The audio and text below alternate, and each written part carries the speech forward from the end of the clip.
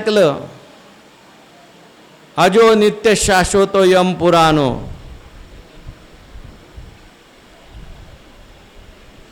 परमात्मा स्वरूपाचा निश्चय झाला आणि निश्चय झाल्यानंतर जन्म मृत्यूची भाक हारपोनी जाय निशेष. कारणासहित जन्म आणि मरण संपून जातं. जन्म आणि मरण याला असणारं कारण शरीर म्हणा, शरीराला कारण अज्ञान म्हणा.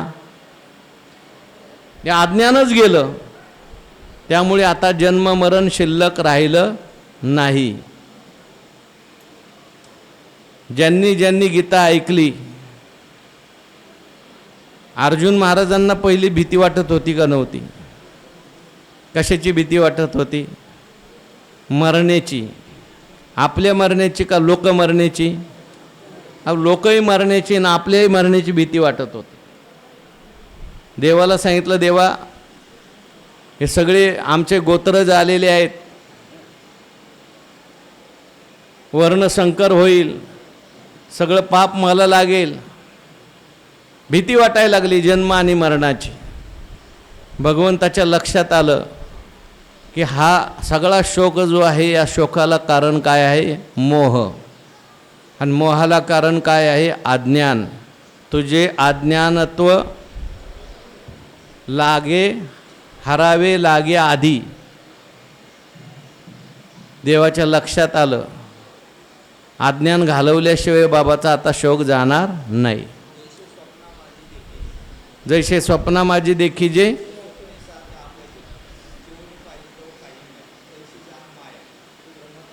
वाया.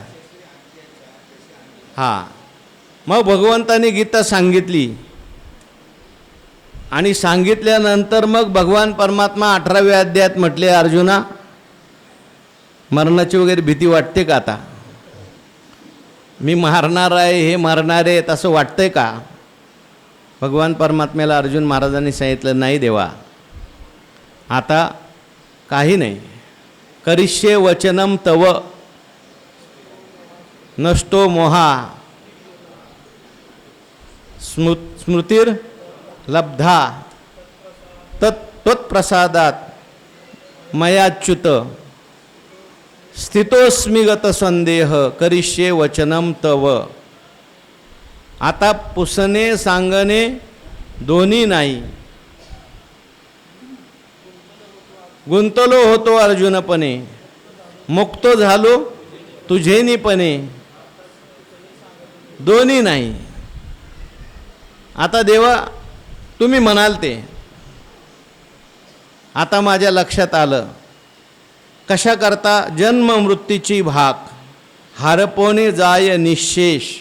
आपण नेहमी सांगत असतो, परीक्षिती राजाने 7 दिवस भागवत ऐकलं आणि शेवटी मग शुकाचार्यांनी परीक्षिती राजाला असाच प्रश्न केला आहे, राजा मी 7 दिवस तुला जे सांगायचं आहे ते ज्ञान सांगितलं आहे, भक्ती सांगितली, भगवान परमात्मा तुझ्या हृदयात येईल हे सगळं सांगितलं आहे. आता 7वा दिवस आहे, मी जाणार आहे आणि तक्षक नावाचा सर्प येणार आहे आणि तुला चावणार आहे. पण राजा तू मरणार आहेस का रे? आता त्वम तू राजन मरिष्येती पशुबुद्धीम इमाम जही.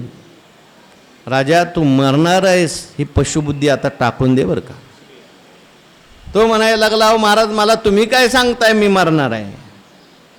मी मृत्यूचाही मृत्यू आहे, मरण माझे मरून गेले, मज केले आमर. हां, मरणा हाती सुटली काया, विचारे या निश्चये. म्हणून जन्म मृत्यूची भाग हारपोने जाय निश्चेक. येण्याची शरीरे चिरा पडे, नाही आपण उरे. अर्जुना किंबहुना या परी जन्मे जन्म वारी. हां, पैगा जो या परी जन्मेची जन्मे निवारी, मरणे मृत्यू मारी आपण उरे. या जन्मानेच पुढचे जन्म सगळे निवृत्त करून टाकतो. आणि मरणाने मरण मारून टाकतो. म्हणून आत बाहेरी आणखीन काय झालं, आत बाहेरी महासुख वाढोची लागे. आता आत सुद्धा आणि बाहेर सुद्धा महासुख वाढलेलं आहे. महासुख म्हणजे परमात्मा सुख, आत्मसुख. हे लौकिकातलं जे सुख आहे त्याला महासुख म्हणता येत नाही, कारण हे वाढत नाही, कमी कमी होतं. अहो दुसऱ्याचं सुख पाहिलं तरी माणसाचं सुख काय होतं, कमी होतं. एक दुःख जीवनामध्ये आलं तरी सगळं सुख कमी होतं. म्हणतो आता मला जगायचंच नाही. का जगायचं नाही, एक जण म्हटला, कारण नोटबंदीत माझे पैसे गेले. म्हणजे हे एक दुःख जीवनात, लौकिक दुःख आलं तरी सगळं दुःखमय वाटतं. हे लौकिक सुख आहे, संपून जातं, रागद्वेष निर्माण करतं. काय येही संस्पर्श ज्या भोगा दुःख यो न येवते आद्यंतवंत कौंतेय. हे असं लौकिकातलं सुख आहे, परंतु हे महासुख आहे. किंबहुना सोहे जीवात्मयाची लाहे, तेत जे होय तया नाम सुख आता सुखते का किरीटी. दाविजेल तुझं दिठी जे आत्मयाचे भेटी जीवाशिवाय. जीव हा परमात्मस्वरूप होतो. महासुख आहे म्हणजे या सुखाच्या पुढे दुसरा आता सुख नाही. हे महासुख प्राप्त झाल्यानंतर किती जरी जीवनात दुःख आली तरी माणसाला दुःख वाटत नाहीत. मेरूपासोनी थोरे देह दुःखाचे नि डोंगरे, दाठी जो परी भारे चित्त न दटे. शस्त्रेवरी तोडलिया देह आगी माझी पडलिया, चित्त महासुखे पौडलिया. त्याला समजायचं महासुख प्राप्त झालं.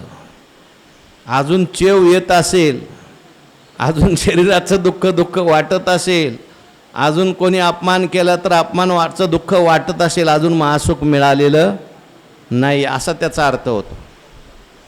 हां, त्याच्यावरच्या जोड्या मी सांगितल्या. म्हणून आत्म सुख आहे, महासुख वाढतं आणि बाहेरही महासुख वाढतं. आत हरीने घरी कोंडिले.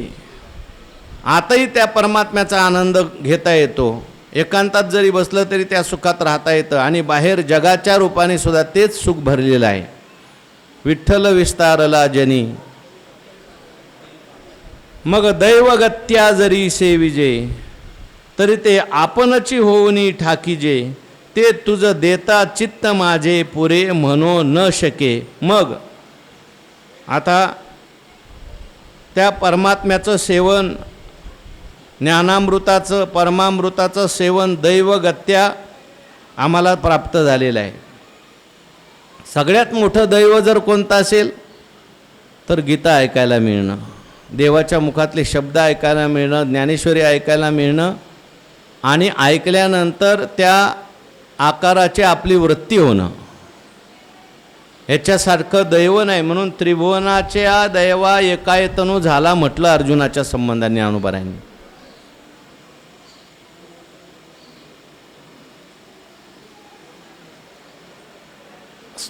सगळं दैव जे आहे ते आगविया दैवा, आगवियाचे दैवा जन्मभूमी हे सेवा.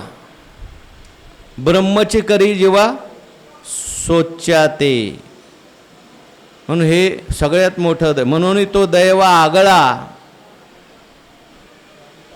हा वाणिता असो वेळोवेळा, साम्य सेजे डोळा लागला से. तो त्याला दैववान म्हटलंय, त्याला भाग्यवान म्हटलंय. हे लौकिकातलं भाग्य आज आहे तर उद्या नाही. भाग्य तरी नोहे आहे की नाही. हा दैववान आहे जो ऐकतो, ज्याला आनंद होतो ऐकून. त्या परमामृताचा अनुभव ज्याने घेतला. मग दैवगत्या जरी सेविजे, याचं सेवन केल्यानंतर काय होतं, तरी ते आपणची होऊनी ठाकीजे. बघा, बाकीचं अमृत आहे किंवा इतर पदार्थाचं सेवन केल्यानंतर तो पदार्थ वेगळा राहतो ना आपण वेगळे राहतो. पण हे परमामृत असं आहे, स्वर्गातलं अमृत पिल्यानंतर आपण अमृत होतो का? आपण जसेच्या तसे जातो. ठीक आहे, अमर होत असेल काही दिवस. लौकिकातला कोणताही विषय सेवन केला तरी तो विषय भिन्न राहतो. परंतु या परमामृताचं सेवन करायला मिळालं, देवा तुमच्या मुखातली अक्षरं, ज्ञानामृत, परमामृत, तरी ते आपणच होऊनी ठाकीजे.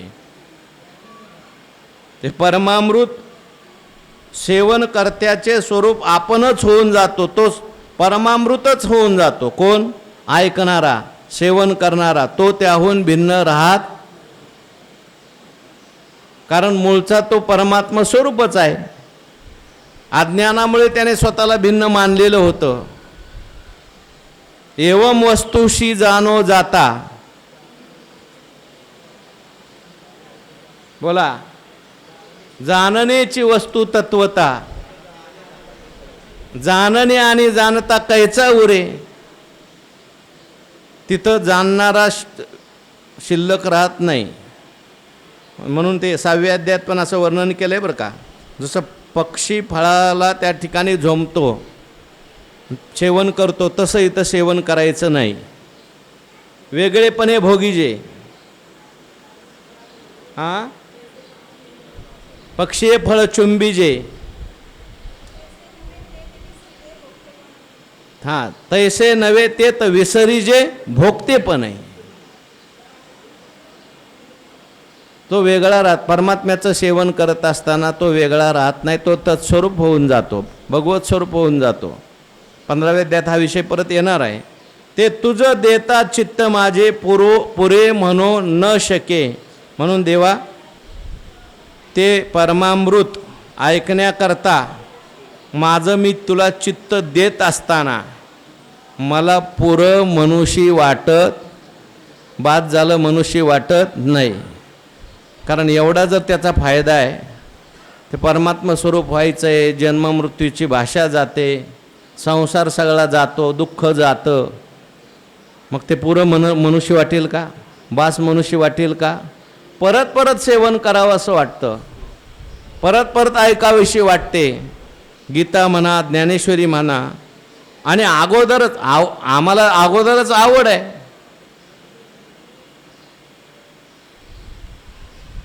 अगोदरच त्या ठिकाणी श्रद्धावान आहेत अर्जुन. आणि त्याच्यामध्ये आधीच विवेकाची गोठी, वरी प्रतिपादी श्रीकृष्ण जगजेठी.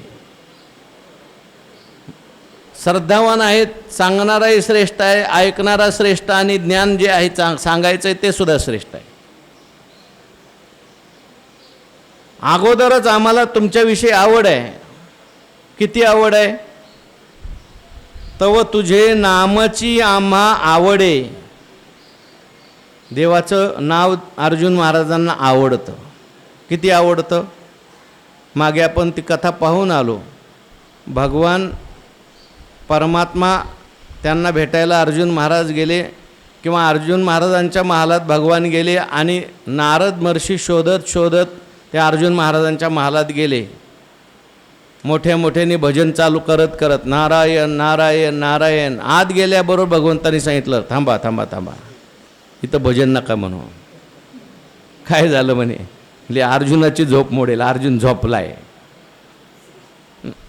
आणि मग नारद महर्षींनी येऊन पाहिलं अर्जुन महाराजांचा थाट. देवाची मांडी आणि या बाबाचं डोकं. देवाच्या मांडीवर डोकं काय, आणि भगवंताने हातात अर्जुनाचे केस घेतले, तर केस वाळवायचं काम सुरू आहे. आणि यांची झोप मोडेल सकाळी सकाळी. म्हणून भगवान म्हणतात नारद महर्षींना, तुमचं भजन बंद करा. म्हटले आम्ही एवढं भजन करतो, आमचं बंद करा. आणि हे झोपलेले आहेत महाराज, यांचं चालू द्या झोप. बसले नारद महर्षी तिथे, पण ते भजनाचा आवाज ऐकू यायला लागला. देवाचं नामस्मरण ऐकू येत होतं. म्हटले देवा काही टेप रेकॉर्ड वगैरे लावलं का काय? रामकृष्ण हरी रामकृष्ण हरी म्हणतं तसं. भगवान म्हणले तसं काही नाही. हे आवाज कुठून येतोय? श्रीकृष्ण जय श्रीकृष्ण, श्रीकृष्ण गोविंद हरे मुरारे. म्हटले नारद महर्षी म्हणून तुम्हाला म्हटलं तुमचं भजन बंद करा, इकडे या आणि इथं जरा या कान तुमचे केस हे अर्जुनाचे जे केस आहेत याला कान लावा. त्या अर्जुनाच्या केसाला नारद महर्षींनी कान लावली तर त्यातून रामकृष्ण हरी सुरू होता. मग नारद महर्षी म्हटले खरंच यांचंच खरं भजन आहे, आमचं भजन जे आहे ते बाहेरचं भजन आहे. न करिता पांडवा भजन झाले. नामस्मरण इतकं रोमरोमात भिनलेलं आहे, आता करावं लागत नाही, सहज घडतंय. तैसा अगवा तेची तुक सयाचे असत भावा. कशा करता मी सांगतोय, तुझे अर्जुन महाराज म्हटले अगोदरच तो तुझे नामाची आम्हा आवडे, तुझं नाव आम्हाला खूप आवडतं. अनेक ठिकाणी तुझं नाव आम्हाला आवडतं असं ज्ञानेश्वरीतही म्हटलंय, गाथ्यातही म्हटलंय, फक्त मला प्रमाण आठवत नाहीत आता. हां वेळे हां तुमचं नाव आम्हाला आवडतंय असं प्रमाण पाहिजे. आम्हा आवडे नाम घेता तोही पिता संतोषे. अनेक ठिकाणी संतांनी नाव आवडतंय असं म्हटलंय, आहे की नाही. अहो देवाचं नाव देवापेक्षा यांना आवडतं, आहे की नाही. ते हनुमंतरायांसमोर भगवान श्री प्रभू रामचंद्र गेले तर हनुमंतरायाचं रामस्मरण सुरूच आहे. म्हटले आता हनुमंता मी आलोय, माझं नाव घ्यायचं काही काम आहे का, माझ्याशी बोला. म्हटले देवा तुमच्यापेक्षा तुमचं नाव श्रेष्ठ आहे, नाम चांगले चांगले माझे कंठी राहो भले. म्हणून तव तुझे नामाचे आम्हा आवडे. आणि त्याचा परिणाम काय झाला, वरी भेटी होय आणि जवळीक जोडे. त्या नामाचा परिणाम आम्ही सतत नाम घेतलेलं असल्यामुळे तुमची आणि आमची भेट झालेली आहे. नाम आठविता रूपी प्रगट पय झाला, नाम आठविठा सद्गदित कंठी. सद्गदित कंठाने नाम आठवलं की भगवान परमात्मा पुढे उभा राहतो. त्यांची नाम इतक्या आवडीने घेतलंय, त्यामुळे देवा तुमची भेट होते. जरी वरी भेटी होय आणि त्या भेटीतून नुसतीच भेट होते का, त्या नामामुळे जवळीक वाढे. जवळीक निर्माण झालेली आहे, प्रेम निर्माण झालेलं आहे. किती प्रेम निर्माण झालेलं आहे की अर्जुन भगवान परमात्म्याला अर्जुन आपल्याहून वेगळा वाटत नाही. हां चोरूनी नेली माझी भगनी, मी तू दोन्ही स्वरूप एक वाटतं. भगवंताला आपल्याहून अर्जुन वेगळा वाटत नाही, आपलं स्वरूपच वाटतो. दुर्योधन कौरवांनी त्यांचा द्वेष करायला सुरुवात केली. भगवंतांनी त्या दुर्योधनाला सांगितलं थांब, पांडवांचा जो द्वेष करतो तो माझा द्वेष करतो आणि पांडवांचा जो सत्कार करतो तो माझा सत्कार करतो. माझ्यात आणि त्यांच्यात कोणताही भेद नाही. एवढी जवळीक निर्माण झाली. किती जवळीक निर्माण झाली, जसं अर्जुनाचं भगवंतावर प्रेम आहे तसंच भगवंताचं अर्जुनावर प्रेम आहे. बाहेर नामाचीचे अंतरे आतवट वस्तू विचारे, मी तेची ते. आणि पुन्हा नामामुळेच तुझ्या त्या नामाची आम्हाला असलेली आवड, त्यामुळे भेट झाली, जवळीक झाली आणि पाठी गोठी सांगशी सुरवाडी आनंदाचेनी. त्या आनंदामुळे आणखीन तू त्या ठिकाणी आनंदाच्या उत्कर्षाने, तो आनंद वाढल्यामुळे तुम्ही आणखीन आम्हाला गीता सांगायला लागले, ज्ञान सांगायला लागले. आणि हे ज्ञान सांगताना आणखीन किती आनंद, ते परमामृत आम्हाला प्राप्त झालं. आता हे सुख काही सया सारिखे, काही निर्वचेना मज परितोखे, तर येतुले जाणे जे येणे मुखे पुनरुक्तही हो. आता हे सुख काही सया सारिखे, हे जे सुख आम्हाला प्राप्त झालेलं आहे कशासारखं आहे?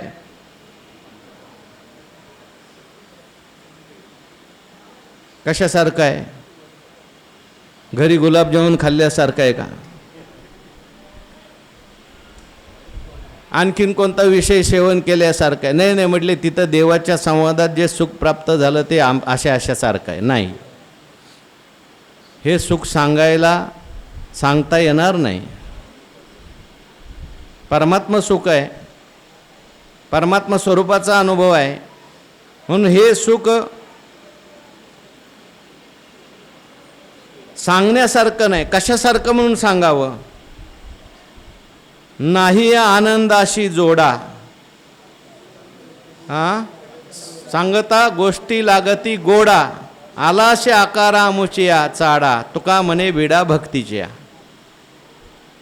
याला उपमा देता येत नाही. काही निर्वचना मज परिथोके, मला इतका आनंद झालेला आहे की त्याच्यामुळे मला काय कसं प्रमाणे हे सांगावं, काय बोलावं हे काय कळत नाही.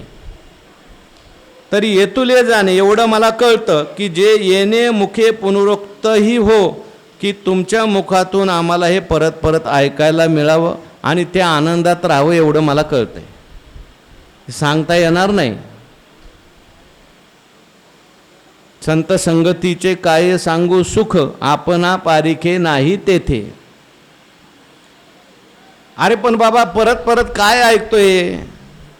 मी तुला काही सांगितलं नाही का? पार आता 9 अध्याय झाले, 10वा अध्याय चाललाय. परत परत तेच ऐकायचं. लोक म्हणतात काय रोज रोज तेच चाललंय तुमचं? भक्ती, ब्रह्म, माया, अज्ञान, प्रेम, दुसरं काय? काहीतरी नवीन पाहिजे हो.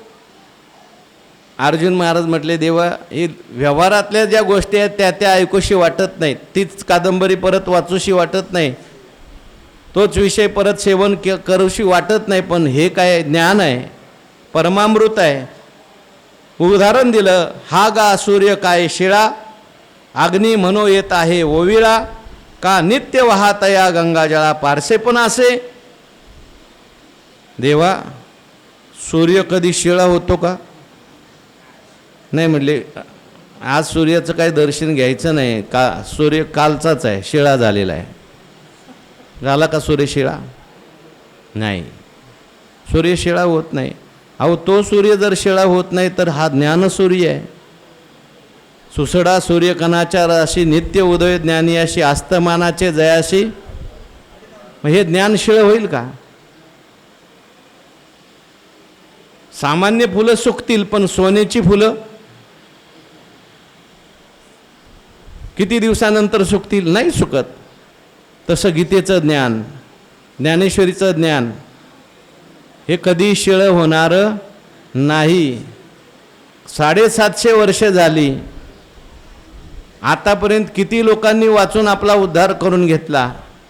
किती जरी वाचलं तरी शेवटपर्यंत ज्ञानेश्वरी वाचतोच आपण. कालची ज्ञानेश्वरी आपण आज वाचतो असं वाटत नाही. कालचीच गीता आपण आज ऐकतो असं वाटत नाही. वाटत असेल तर गीता कळली.